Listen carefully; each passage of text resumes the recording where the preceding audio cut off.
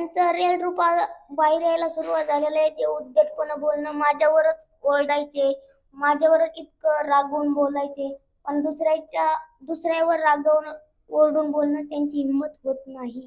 हे फक्त मीपणा करून आणि लोकांचा यूज करूनच पुढे जातोय.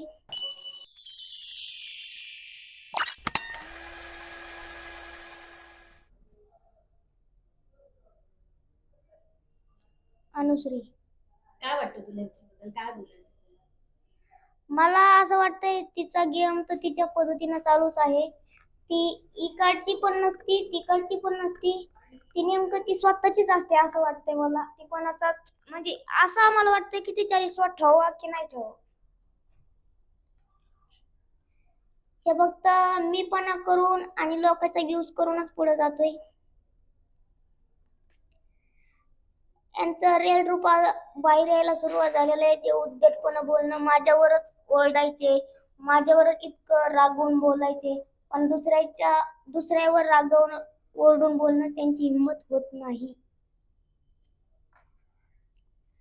हे पण खूप चांगला गेम खेळते, स्ट्रॅटेजी, रणनीती. पण टास्क मध्ये मला आता राखी बरोबर जे प्रेमाचं जे काही चालू आहे, म्हणून मला असं वाटतंय थोडासा गेम डाऊन होतोय राखी दादाचा. यांचा पण खूप चांगला गेम आहे, खूप स्ट्रॅटेजी चांगली आहे. जे माईची माया दाखवते ते पण खूप चांगलं आहे. पण ते जे निकष आहेत ते थोडं मला कुठेतरी मिस्टेक झाली, ते थोडं त्यांना समजलं नव्हतं.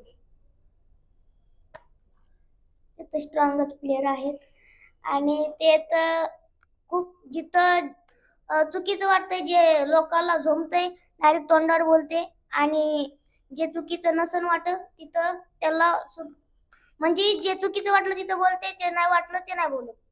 स्ट्रॉंगच वाटतं. थँक्यू सो मच तुमच्याशी बोलल्याबद्दल आणि तुला पुढील वाटचालीसाठी खूप साऱ्या शुभेच्छा. थँक्यू.